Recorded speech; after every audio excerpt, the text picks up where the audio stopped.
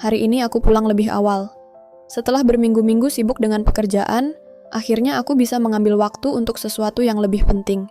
Membuat kejutan untuk istriku. Aku sudah menyiapkan semuanya. Makan malam romantis, buket bunga favoritnya, dan hadiah kecil yang kuletakkan dalam saku jas. Kupikir, setelah bertahun-tahun menikah, sudah saatnya aku kembali membuatnya merasa istimewa. Aku ingin melihat senyum bahagianya saat aku muncul tiba-tiba, membisikkan kata-kata mesra di telinganya seperti dulu. Begitu tiba di rumah, aku memarkir mobil sedikit lebih jauh agar kedatanganku tak terdeteksi. Kunci rumah kuselipkan perlahan ke dalam lubangnya, dan aku membuka pintu tanpa suara. Rumah terasa tenang, terlalu tenang.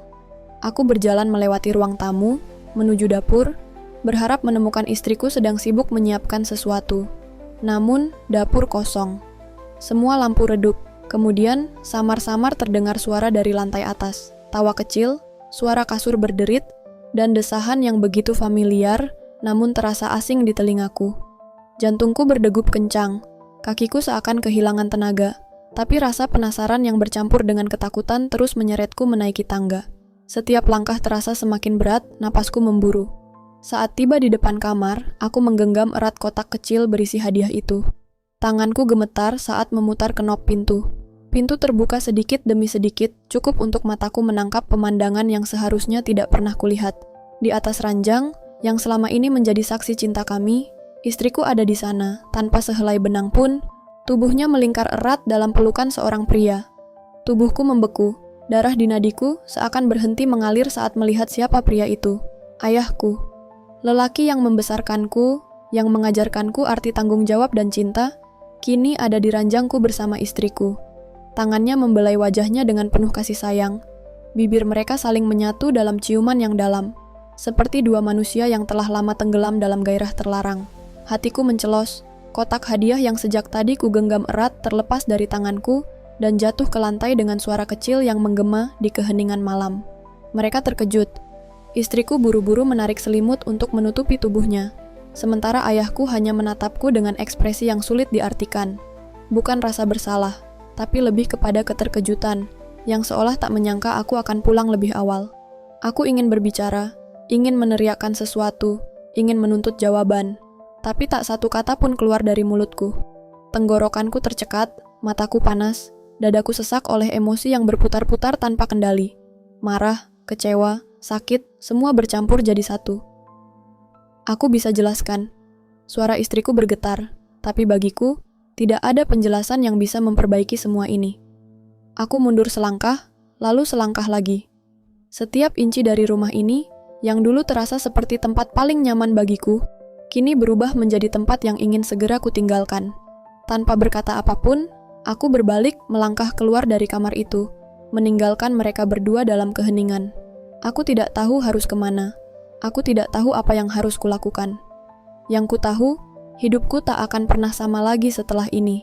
Aku melangkah gontai menuruni tangga, pikiranku kosong, dadaku sesak, tanganku masih gemetar, dan nafasku pendek-pendek seakan paru-paruku menolak bekerja.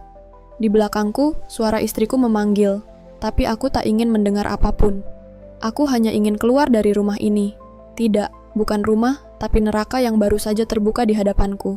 Begitu sampai di ruang tamu, aku menatap foto pernikahan kami yang tergantung di dinding.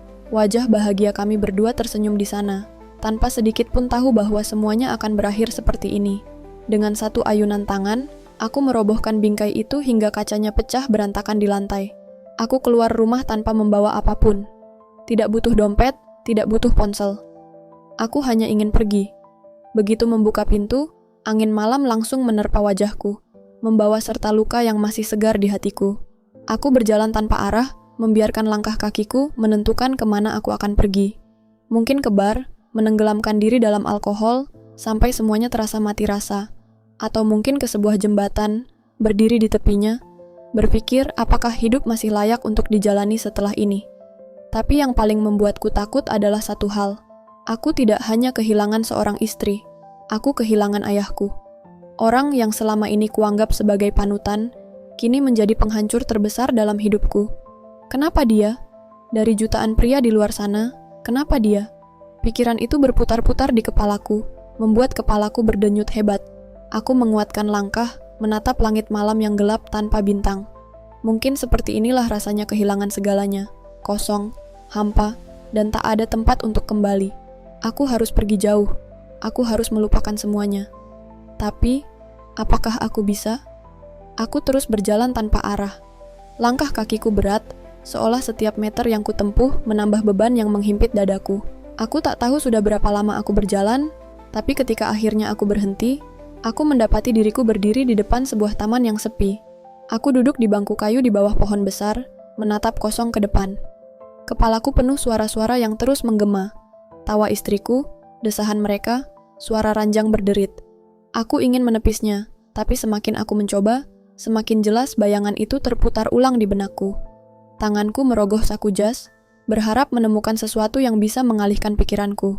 Tapi, yang kutemukan hanyalah kotak kecil yang tadi jatuh dari genggamanku, hadiah yang kusiapkan untuk istriku. Perlahan, aku membukanya. Sebuah kalung emas dengan liontin kecil berbentuk hati. Di belakangnya, ada ukiran kecil yang kubuat khusus. Selamanya bersamamu. Ironis, tawa pahit keluar dari mulutku. Kata-kata itu kini tak ada artinya lagi. Tak ada lagi selamanya, tak ada lagi bersamamu. Yang tersisa hanyalah pengkhianatan dan kehampaan. Aku menggenggam liontin itu erat-erat, lalu meremasnya dengan sekuat tenaga, sampai telapak tanganku terasa sakit. Rasa sakit fisik itu jauh lebih ringan dibandingkan rasa sakit yang menggerogoti jiwaku. Aku memejamkan mata, membiarkan air mata yang sejak tadi kutahan akhirnya jatuh. Aku sudah kehilangan segalanya, rumah, istri, dan sosok ayah yang selama ini kujadikan panutan. Lalu, untuk apa aku masih di sini? Pikiran itu muncul begitu saja. Untuk apa aku melanjutkan hidup jika yang tersisa hanyalah luka? Jika setiap tarikan napas terasa seperti siksaan, aku menatap langit malam, berharap menemukan jawaban, tapi hanya kegelapan yang menatap balik. Tak ada siapa-siapa, tak ada harapan. Dan untuk pertama kalinya dalam hidupku, aku mulai berpikir, mungkin lebih baik jika aku menghilang selamanya. Aku berdiri dari bangku taman, langkahku berat. Angin malam menusuk kulitku, tapi tak ada yang lebih dingin dari kehampaan di dadaku. Aku tak tahu sudah berapa lama aku berdiri di sini, membiarkan pikiranku terseret semakin dalam ke dalam kegelapan. Kakiku membawaku ke sebuah jembatan tua di pinggir kota. Aku bahkan tidak sadar bagaimana aku bisa sampai di sini. Sungai di bawahnya mengalir tenang, permukaannya memantulkan cahaya lampu jalan yang temaram. Aku berdiri di tepinya, memegang pagar besi yang terasa dingin di tanganku. Air di bawah sana begitu mengundang. Jika aku melompat, semua ini akan berakhir. Tak ada lagi rasa sakit, tak ada lagi pengkhianatan yang menghantuiku setiap malam. Hanya ketenangan. Aku menarik napas panjang, mencoba mengingat kapan terakhir kali aku benar-benar merasa bahagia. Tapi yang muncul hanyalah bayangan masa lalu. Tawa istriku, momen-momen hangat bersama ayahku. Semua itu kini terasa seperti kebohongan besar. Aku menutup mata. Lalu tiba-tiba, suara kecil di kepalaku berbisik, "Benarkah ini satu-satunya jalan?" Aku membuka mata. Jari-jariku yang sudah mencengkeram pagar mulai gemetar. Jika aku pergi, apakah itu akan menghapus semua ini? Atau justru aku hanya akan meninggalkan luka baru untuk orang-orang di sekitarku? Tapi, siapa yang masih peduli? Tak ada yang tersisa untukku. Aku tak punya rumah untuk pulang, aku tak punya keluarga untuk menopang. Aku tak punya alasan untuk bertahan. Aku menatap air di bawah sekali lagi, mencoba mengumpulkan keberanian untuk melepaskan pegangan dan membiarkan gravitasi mengambil alih. Namun, di saat itu, sebuah suara memanggilku. "Bang, kau baik-baik saja?" Aku tersentak, seorang pria berdiri di dekatku. Wajahnya samar dalam cahaya lampu jalan, tapi matanya menatapku dengan kekhawatiran yang tulus. Aku ingin mengabaikannya, ingin berkata bahwa ini bukan urusannya. Tapi bibirku keluh. Suaraku parau. Aku bahkan tak tahu harus mengatakan apa. Pria itu melangkah mendekat, lalu duduk di pagar jembatan, tepat di sampingku. "Aku nggak tahu apa yang lagi lo lewatin," katanya pelan. "Tapi gue tahu rasanya ngerasa dunia ini terlalu berat buat dijalanin." Aku menoleh, menatapnya dengan dahi berkerut. Dia tersenyum kecil, tapi matanya penuh kesedihan yang dalam. "Gue pernah di posisi lo. Aku tidak tahu siapa dia, tapi kata-katanya mengguncang sesuatu di dalam diriku. Mungkin aku tidak benar-benar sendirian. Mungkin masih ada jalan lain." Aku menarik napas panjang.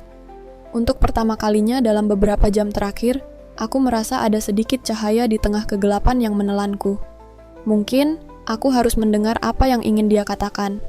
Aku turun dari pagar jembatan dan berdiri tegak. Kakiku masih gemetar, tapi aku tetap berdiri. Pria di sampingku tersenyum tipis, lalu menepuk pundakku pelan. "Bagus," katanya. "Lo nggak perlu punya semua jawaban sekarang. Yang penting, lo nggak berhenti." Aku hanya mengangguk. Kata-katanya terasa sederhana, tapi entah kenapa, ada sesuatu dalam nada suaranya yang membuatku percaya. "Kita cari tempat buat ngobrol sebentar?" Tanyanya lagi. Aku ragu sejenak, tapi kemudian mengangguk. Aku tidak ingin pulang, aku tidak tahu harus kemana. Tapi untuk pertama kalinya malam ini, aku tidak sendirian. Kami berjalan meninggalkan jembatan itu. Langkahku masih berat, pikiranku masih kacau, tapi aku terus melangkah. Mungkin aku belum tahu bagaimana cara menyembuhkan diri. Mungkin luka ini masih akan terasa lama. Tapi setidaknya, aku masih ada di sini. Masih berjalan. Dan untuk sekarang, itu cukup. Aku tidak tidur semalaman. Bayangan mereka berdua terus terputar di kepalaku seperti film yang diputar ulang tanpa henti. Rasa sakit dan amarah berputar dalam dadaku, bercampur menjadi racun yang semakin membakar setiap detiknya. Jika mereka pikir aku akan diam saja, mereka salah besar. Aku duduk di kamar hotel yang kusewa untuk sementara waktu, menatap layar ponselku. Tanganku gemetar saat membuka folder rekaman CCTV yang kupasang di kamar tidur beberapa bulan lalu. Awalnya, aku hanya ingin memastikan tidak ada pencuri atau hal aneh yang terjadi saat aku tidak di rumah. Tapi ternyata, yang kudapatkan jauh lebih buruk, bukti pengkhianatan mereka. Di dalam video itu, mereka berdua tertawa, berbisik mesra, saling menyentuh dengan penuh gairah. Tidak ada raut penyesalan sedikit pun, tidak ada keraguan dalam tindakan mereka. Itu membuatku semakin muak. Aku menekan tombol bagikan di layar. Pilihan pertama, mengirimnya langsung ke keluarga dan teman-teman dekat. Pilihan kedua, mengunggahnya ke media sosial dengan akun anonim. Pilihan ketiga, mengirimnya ke kantor ayahku dan istriku, menghancurkan reputasi mereka di tempat kerja. Aku menyeringai dingin. Mereka akan menyesal telah mengkhianatiku. Aku memilih semuanya. Dalam hitungan detik, video itu mulai tersebar. Aku bisa membayangkan wajah mereka saat dunia tahu siapa mereka sebenarnya. Istri setia yang ternyata pengkhianat, dan seorang ayah terhormat yang ternyata brengsek tak bermoral. Ponselku mulai bergetar dengan panggilan dan pesan masuk. Aku melihat nama istriku berkedip di layar. Aku menatapnya tanpa ekspresi, lalu mematikan panggilan itu. Kemudian, nomor ayahku muncul. Aku hanya tertawa sinis dan membiarkan ponselnya terus berdering, biar mereka merasakan rasa malu yang mereka pikir tidak akan pernah datang. Ini baru permulaan. Aku tidak hanya akan menghancurkan reputasi mereka. Aku akan memastikan hidup mereka tidak akan pernah sama lagi. Ponselku terus bergetar tanpa henti. Istriku, ayahku, bahkan beberapa teman dan kerabat mulai menghubungiku. Aku tidak menjawab satu pun panggilan mereka. Aku hanya duduk di kursi hotel, menatap layar dengan dingin, menunggu efek dari apa yang baru saja kulakukan. Tak butuh waktu lama. Grup keluarga mulai gaduh. Aku melihat beberapa pesan muncul. Ibuku. Apa-apaan ini? Katakan ini hanya salah paham. Pamanku. Astaga, ini gila. Apa benar itu mereka? Saudara sepupu. Bro, lo serius nyebarin ini? Ini bakal hancurin semua. Aku mengetik balasan pendek. Aku. Biar mereka merasakan apa yang gue rasakan.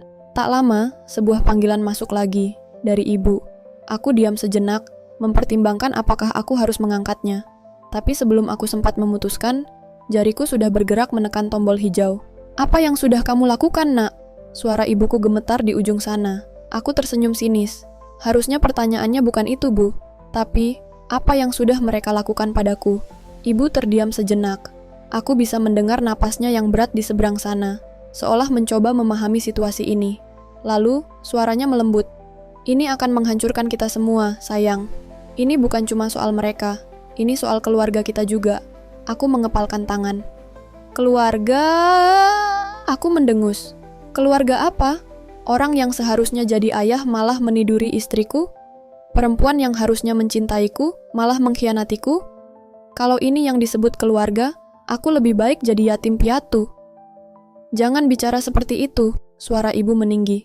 Aku mendengar isakan lirihnya, tapi aku tidak peduli. Sudah terlambat untuk menangis. Ayah udah ngancurin hidup gue, Bu. Sekarang giliran gue ngancurin hidupnya. Aku mematikan telepon tanpa menunggu jawabannya. Keesokan paginya, berita mulai menyebar. Kantor ayahku gempar. Aku mendapat pesan dari seorang teman yang bekerja di sana. Bro, video itu udah sampai ke bos-bos besar. Ayah lo dipanggil buat klarifikasi, katanya ada yang laporin juga ke HR. Aku tersenyum puas. Sementara itu, istriku pun mulai panik. Dia mencoba menghubungiku berkali-kali, mengirim pesan memohon penjelasan. Istriku, sayang, tolong, kita bicara. Aku bisa jelasin semuanya. Istriku, kumohon, aku hancur. Jangan lakukan ini padaku. Istriku, aku kehilangan pekerjaanku karena ini. Tolong jawab. Aku tidak menjawab. Biarkan dia merasakan rasanya kehilangan segalanya. Lalu datanglah pesan dari ayahku. Ayah, anak bodoh. Kau pikir ini hanya akan melukai kami? Ini akan menghancurkan semuanya. Kau akan menyesali ini. Aku tertawa kecil. Aku hanya membalas apa yang kau lakukan, ayah. Tak ada balasan setelah itu, tapi aku tahu ini belum selesai. Ini baru awal. Aku menatap cermin di kamar hotel, menatap diriku sendiri. Mata yang dulu penuh kasih, kini hanya memancarkan kebencian. Tapi di balik dendam itu, ada sesuatu yang lebih mengerikan. Kekosongan. Aku sudah kehilangan segalanya. Dan itu membuatku tak takut kehilangan apapun lagi. Hari demi hari berlalu, dan aku terus menyaksikan kehancuran mereka. Kantor ayahku mengadakan investigasi internal setelah video itu menyebar. Meskipun dia mencoba menyangkal, bukti terlalu kuat. Reputasi yang ia bangun selama puluhan tahun hancur dalam semalam. Istriku pun tak lebih baik. Ia dipecat dari pekerjaannya, diusir dari lingkungannya. Orang-orang mulai membicarakannya, memandangnya dengan tatapan jijik. Aku membayangkan bagaimana rasanya bagi mereka berjalan di antara tatapan penuh hinaan, persis seperti yang kurasakan ketika melihat mereka di ranjangku. Dan aku menikmatinya. Aku duduk di kamar hotelku yang remang, menatap ponsel dengan segelas whisky di tanganku. Aku menunggu kabar terbaru, menunggu kejatuhan mereka semakin dalam. Lalu sebuah pesan masuk. Ibu, ayahmu menghilang. Kami tidak bisa menemukannya. Apa yang sudah kamu lakukan? Aku mendengus, tak peduli. Dia mungkin sembunyi dari rasa malunya, mungkin sedang berusaha menenangkan diri. Tidak ada yang lebih memuaskan selain tahu bahwa dia akhirnya merasakan sedikit dari penderitaan yang ia berikan padaku. Tak lama, pesan lain masuk. Istriku, aku mohon, kita bicara. Aku tidak punya siapa-siapa lagi. Aku tidak membalas. Tidak ada lagi yang tersisa untuk dibicarakan. Namun, di saat aku berpikir segalanya berjalan sesuai rencana, sebuah berita muncul di layar ponselku. Seorang pria ditemukan tewas di sebuah kamar hotel pagi ini. Diduga bunuh diri setelah skandal perselingkuhannya tersebar luas. Aku membeku. Jantungku berdetak lebih cepat saat aku membaca nama pria itu. Ayahku. Gelas whisky di tanganku jatuh, isinya tumpah ke lantai, tapi aku tidak peduli. Tiba-tiba, ruangan terasa begitu sunyi. Napasku berat. Aku tidak mengira ini akan terjadi. Aku ingin dia menderita. Ingin dia merasakan rasa malu, ingin dia kehilangan segalanya. Tapi, aku tidak ingin. Aku tidak ingin dia mati. Tanganku gemetar saat aku menekan panggilan ke nomor ibuku. Dia menjawab dengan suara yang bergetar. Apa kau puas sekarang? Apa kau puas? Teriaknya di antara isakan. Aku tidak bisa menjawab. Aku ingin mengatakan sesuatu, tapi tidak ada kata-kata yang keluar. Aku merasakan sesuatu yang belum pernah kurasakan sejak aku memulai semua ini. Bukan kepuasan, bukan kemenangan, tapi kehampaan yang lebih dalam dari sebelumnya. Aku menatap bayanganku di cermin. Wajah yang dulu ku kenal kini terlihat asing. Mata yang dulu penuh dendam kini hanya kosong. Aku sudah menghancurkan mereka. Tapi entah kenapa, aku merasa aku juga telah menghancurkan diriku sendiri. Dendam telah selesai. Tapi, aku masih di sini, sendiri. Dan aku tidak tahu apa yang tersisa untukku sekarang. Aku berdiri di depan pusara ayahku. Hanya ada aku, ibu, dan segelintir orang yang datang tanpa ekspresi. Tidak ada tangisan keras, tidak ada kata perpisahan yang menyentuh. Hanya suara angin yang berhembus, membawa pergi sisa-sisa kehormatan yang pernah dimilikinya. Ibu tidak berbicara padaku sejak hari itu. Tatapannya kosong, penuh kekecewaan. Aku tahu dia menyalahkanku, dan mungkin dia tidak salah. Aku menghancurkan mereka. Aku menang. Tapi, kenapa rasanya tidak seperti kemenangan? Setelah pemakaman, aku kembali ke kamar hotelku. Aku menatap ruangan yang sunyi, sama seperti hatiku sekarang. Whisky di atas meja, ponsel dengan ratusan pesan yang belum kubaca, dan pantulan diriku di cermin. Seorang pria yang kehilangan segalanya, termasuk dirinya sendiri. Aku pikir membalas dendam akan menghilangkan rasa sakit. Aku pikir dengan menghancurkan mereka, aku bisa merasa puas. Tapi kenyataannya, aku hanya semakin terperosok dalam kehampaan. Dendam tidak mengembalikan apapun. Itu hanya mengambil lebih banyak dariku. Aku menarik napas panjang, lalu meraih ponselku. Aku menghapus semua pesan dari istriku, dari kerabat yang mencoba berbicara denganku. Aku mematikan ponsel dan meletakkannya jauh. Lalu, untuk pertama kalinya sejak semuanya dimulai, aku menangis. Bukan karena kematian ayahku, bukan karena kehilangan istriku, tapi karena aku menyadari bahwa aku telah mengizinkan kebencian mengendalikan hidupku. Dan kini, aku harus hidup dengan konsekuensinya. Aku tidak tahu apa yang akan terjadi selanjutnya. Aku tidak tahu apakah aku bisa memaafkan, atau jika aku bisa memulai kembali. Tapi aku tahu satu hal. Dendam adalah api yang membakar segalanya, termasuk dirimu sendiri. Aku telah belajar dengan cara yang paling menyakitkan, dan aku berharap tidak ada orang lain yang harus melewati jalan yang sama. Tamat. Pesan moral. Dendam mungkin terasa memuaskan di awal, tetapi pada akhirnya, itu hanya menyisakan kehancuran. Bukan hanya bagi orang yang menjadi target, tetapi juga bagi diri sendiri. Tidak ada kebahagiaan dalam membalas rasa sakit dengan kebencian. Kadang, melepaskan dan mencari jalan untuk menyembuhkan diri adalah pilihan terbaik.